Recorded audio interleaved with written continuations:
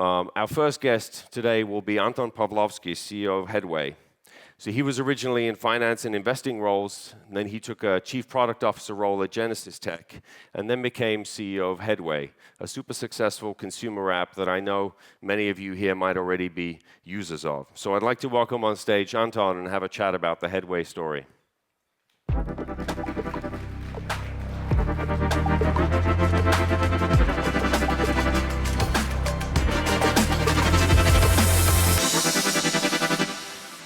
So super, Anton.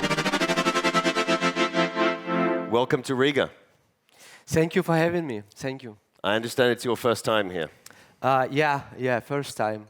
And I would also like to thank you for having me, but also to Latvia, to all of you, to Baltics, Latvia specifically, and Baltics in general, have been and are very good friends of Ukraine, showing a lot of support. You've said about that, and we see it as well. And it is very important for us. We value it. So I just would like to say thank you. Russia is waging this war, like the biggest war since World War II in Europe. Yeah, and we see in this support, and we are very grateful. Super. Yep, we're doing everything we can. So let's talk about Headway. As I said, many may know it as users, but will not know the sort of starting story. How did Headway start? How did you get involved? There's an interesting story with Genesis Tech and a venture studio behind it. So tell us. I love reading, and like many of you here, I'm sure I was very into reading when I was a kid. But then, the life happened, and it happens to us all, right? And all the demands from the work, from the developing product, startup, and actually it somehow went away. And I was rarely reading, and that was the case for years actually. And then as very often some stressful situation, it helps you to rethink your life, your approach to things. So I had that kind of a stressful situation. It was very stressful at work. Actually, the war started in 2014, and I think we were kind of not feeling it in the right way, because we would have done some things differently. I would have done some things differently. Yeah, but it was very stressful period, and that got me to reading again, and I restarted reading, and I'm now averaging 50 books per year, and it helped me immensely. It helped me so much that I realized that actually I'm pretty fortunate to be able to read like that, because I may not have that kind of stress that many people, other people have, working several jobs, having kids and working several jobs at the same time, ADHD. So many people have their own struggles, and I realized that I, as a technologist, I can actually help to remedy that kind of a situation. But in a way, technology actually precipitates it, because we are living in an age of distractions, getting hundreds of messages, notifications. Technology can help as well. So that's how Headway started, and never looked back since. Super. And so tell me, dig into a little bit more the involvement of Genesis. So what is Genesis Tech, and how were they involved in starting the company? So so Genesis Tech is the biggest and I think one of the biggest venture studios, maybe even in the world, but definitely the biggest in Ukraine. And what is venture studio is a in a way a company that sometimes it's called a co-founding company. So that's a company that looks for for founders, and it acts in a way as a co-founder, providing not just maybe first financing, seed financing, pre-seed financing, but also the expertise that helps you to succeed. And I started, as you've told, in Genesis as an analyst actually, but I've grown into a CPO role, Chief Product Officer role, and after that I realized that my passion is about helping people learn to improve, and I launched Headway. I think that necessity is the mother of invention, right? And that kind of setup with co-founding company, maybe not as popular in the West, where they have an abundance of capital, but in Ukraine specifically, and it was the case even before, like the full-scale war, access to capital is quite constrained. I believe that you may have... Here, capital wasn't easy to get here either back in that time. Yep. Yeah. So that's a creative setup of like a big organization helping to launch, but it's not to launch startups. But it's not just the incubator, right? Incubator usually is not as involved, but here you can get all the necessary functions, but maybe not essential to the success,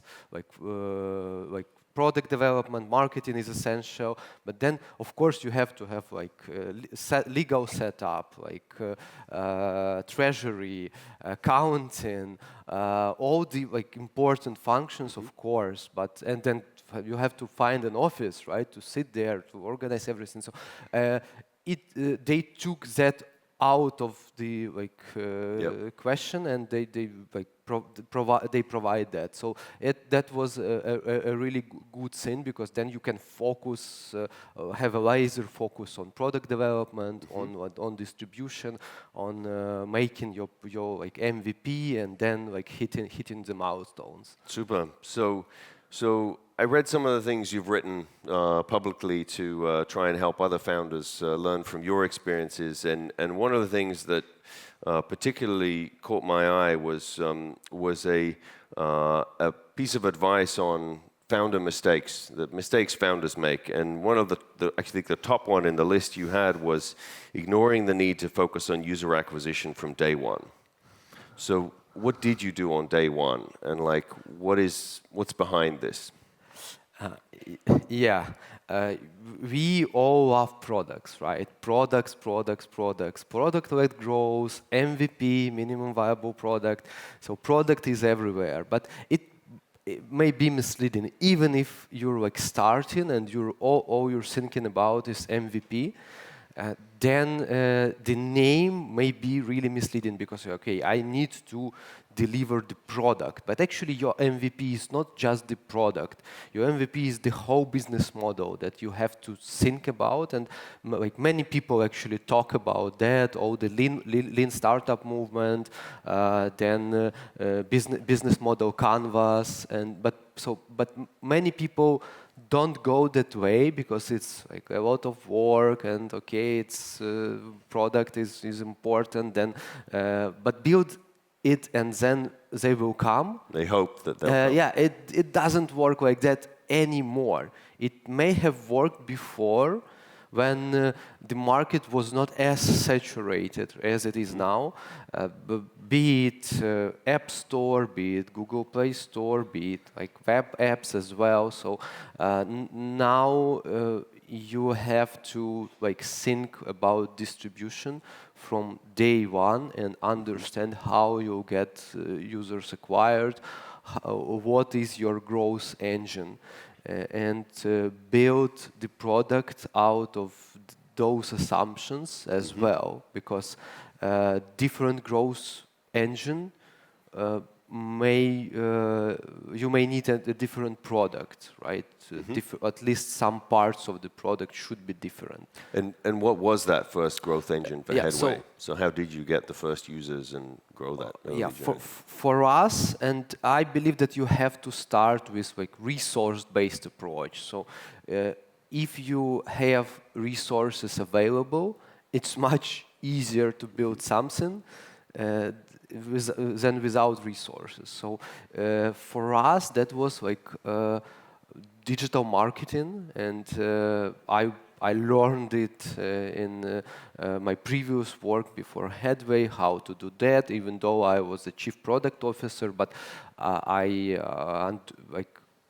through like years of feedback, I understood the importance of distribution, and some people say marketing, but I think distribution is better, because like if you know virality, for example, you can try to do that. Of course, you should test things, but viral distribution works, right? If you have like a really strong network for some B2B product, where like one contract may be like millions of dollars sometimes, right? That also works, right? And for us, that was digital marketing, data-driven, like quantitative marketing. That's something that like I learned, and now we rely on that.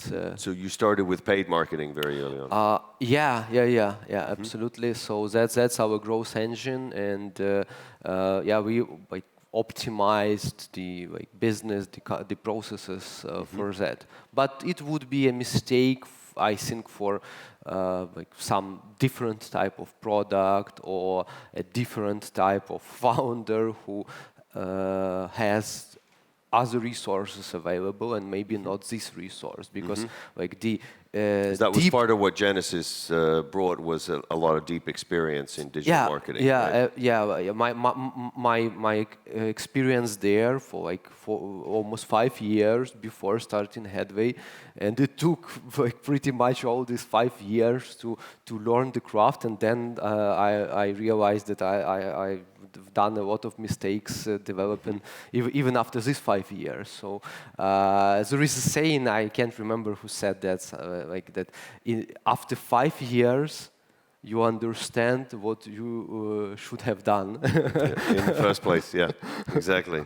And so if you could point to product changes and products, broadly around the whole experience, what is the one single change that you introduced that maybe had the most impact on user traction or revenues?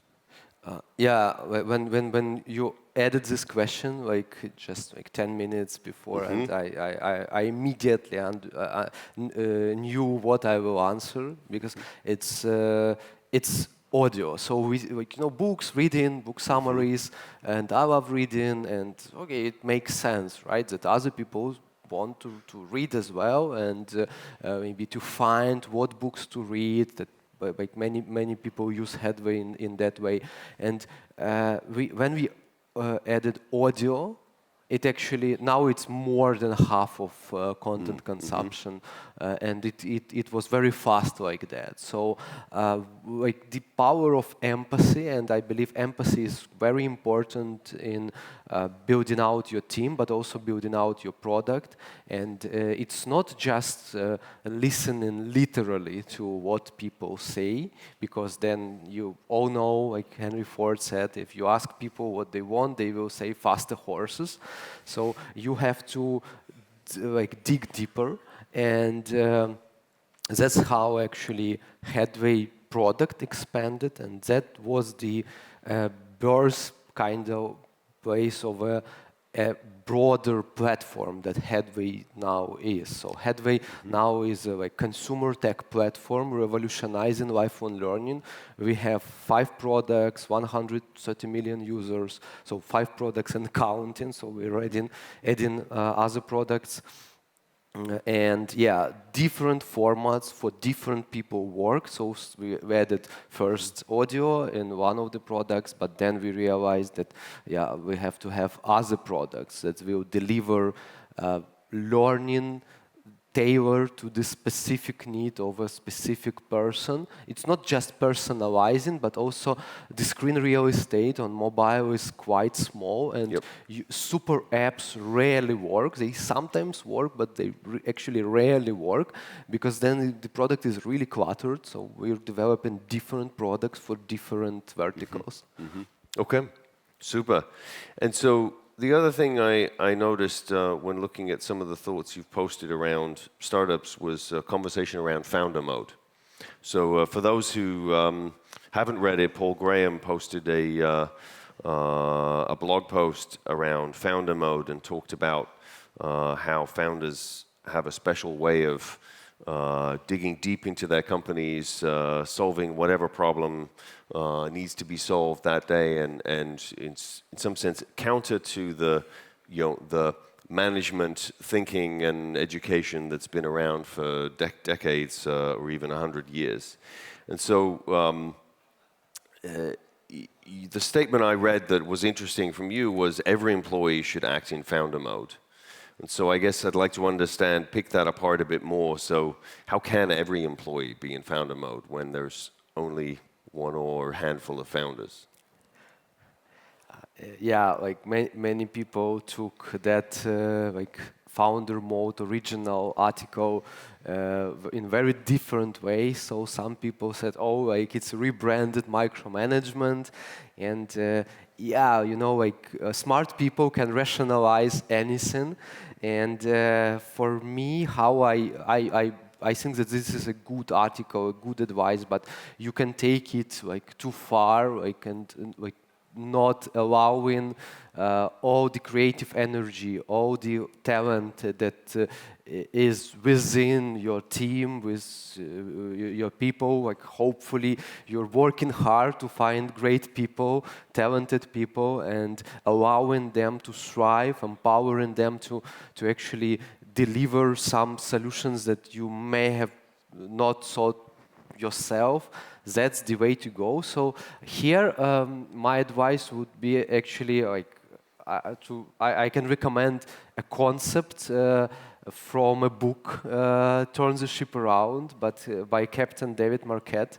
It's like 3 C's. 3 C. So first C is competence, second C is clarity, and third C is control. So if people have competence and they have clarity into what the organization wants to achieve, then you can actually cede control, like give them control.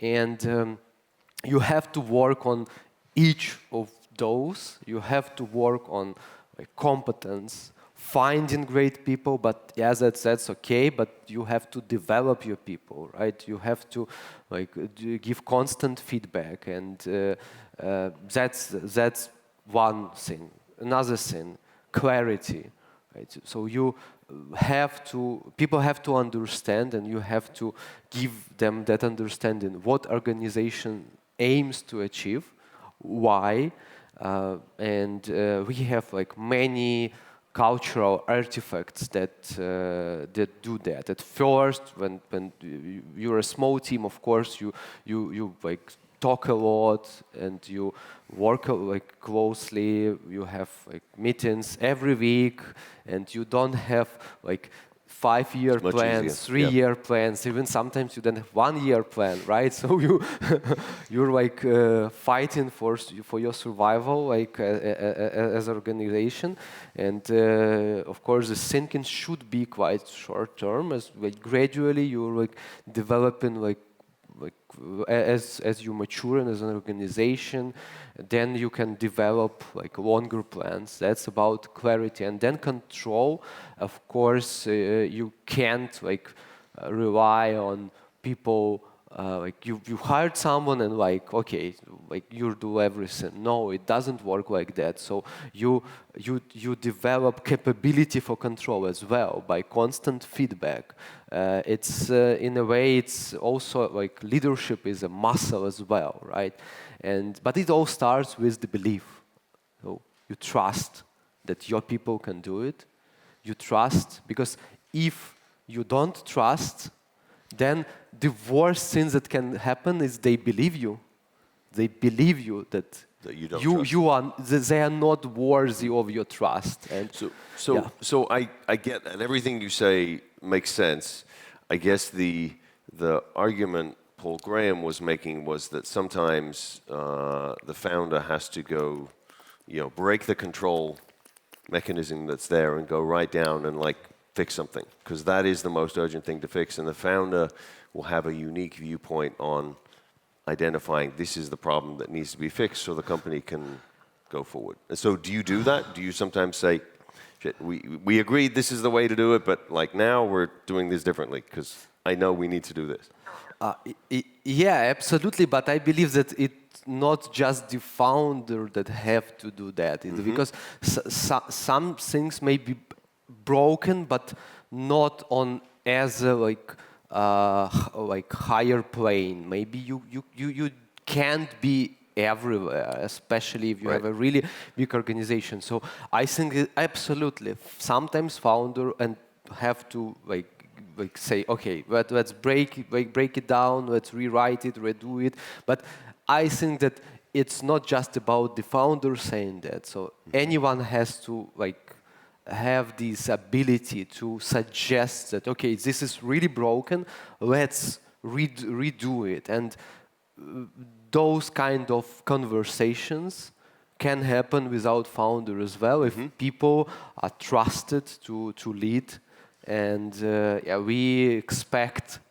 I expect leadership from all the organization, from any person, like be it like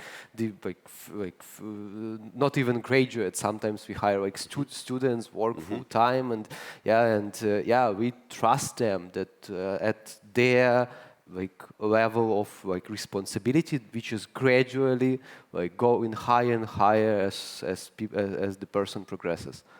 And so when these things happen, do you like point them out and celebrate them that someone's broken the rules and like fix something on their own initiative? Well, yeah, absolutely. We have retrospectives, and that's quite an important part of like. Many people know like Scrum, right? So in Scrum, you have this retrospective end of the sprint, and 1 week, 2 weeks, like depends. And what we've done that like for the whole organization, all teams, cross-functional teams, sometimes functional teams. They have retrospectives, and each week, like every other week, and that is the place to actually celebrate that kind of stuff. So like of course like we celebrate some things like at the company level, but it is important that each team celebrates that kind of achievement in their own way, and in that way people are seen, their efforts are seen, and they believe that you sometimes you have to adapt, right? Our world is this like acronym VUCA: volatile, uncertain, complex, and ambiguous. And in this kind of world, of course, you can't stick to the plan like for like 3 years. We will do that. That's not the world that we live in. Yeah, absolutely. And so, speaking of volatile in the world we live in, and the war back home, of course we could talk at length, and there's been many things written about how the Ukrainians have bravely survived and thrived during this very challenging period. And I probably need another mic soon because it's breaking up. But maybe we can talk about beyond this. So when Ukraine wins the war, so how do you see possibilities and opportunities opening up for Ukraine that have been, in some sense fed by this need to quickly adapt and learn and build systems and technologies rapidly? So what do you see as the possibilities, the bright future beyond that? I already mentioned this saying that this necessity is the mother of invention, and of course I would like for it not to happen. Of course it's awful and it's brutal, and I don't like want for anyone to experience that, but we have to adapt in this world, and sometimes like as in Headway is in our organization, big fuck-ups sometimes happen. What we do, we talk about them. We have this like retrospective. We trust that people try to do the best thing. We talk it through and we learn. So fail fast, learn even faster. And we are learning. And we are learning from like Israel as well. I think that many countries in developing their tech ecosystem, they are like Israel is a good model. And not, of course, they have this war tech angle, but not just about that. About like year in, year out, developing, investing in the ecosystem, and now they have like multi-billion companies. Sometimes they even like floated on Nasdaq, like Israeli companies. So they developed like everything that is necessary, not just the expertise, which is important, but also the funding environment, the legal environment, the taxation, whatnot. So these things that it takes time, and I believe that we have no other choice, right? We have no other choice as to like develop as fast as possible. So tech is actually now the like second biggest like exporter in Ukraine. Ukraine has before the war at least had the one of the largest number of graduates in engineering, but actually in Europe. But actually one of the smallest proportion of like engineers employed in tech. So the opportunity is really there, and I think that we may share some things, right? And we share like Russia on our borders in a way for the region at least, and I think that if you want to go fast, go alone. If you want to go far, go together. And that's what we are doing here, going together, like getting to know each other. And I believe that together, we as Central and Eastern, like Europe, we may bring a lot to the table. This like perseverance, like bravery, adaptation, that those kind of things are innate to us, right? And this even the name of the TechChill. So for me, chill is not about like vibe and be chill. It's about like it's kind of usually, or maybe not right now. It's kind of like cold and harsh environments that actually precipitate innovation. And very, very like nice and very, very like chill environment in another sense. It's just about like decadence. It's about like being really chill and not worrying. So we worry, but I'm sure that that is the way, and even that is the way for Europe, right? So for Europe, like America is driving innovation, and Europe we should actually start taking the responsibility for the innovation, even in the world. And of course, it's hard finding that everything, but we'll figure it out. I'm sure we'll figure it out. Yeah, I mean, Ukraine's shown how, with much less funding and much less resources, you can do amazing things, right? And that, once you have the time and energy to be able to export that, I think there'll be great things for Ukraine across European markets and global markets. And so TechChill has already been down to Ukraine last summer, and we're doing more work to build bridges, and we see a great opportunity for collaboration. Absolutely. So, Anton, thank you for visiting. Thank you for sharing your story, and a great round of applause for Anton, please. Thank you. Thank you.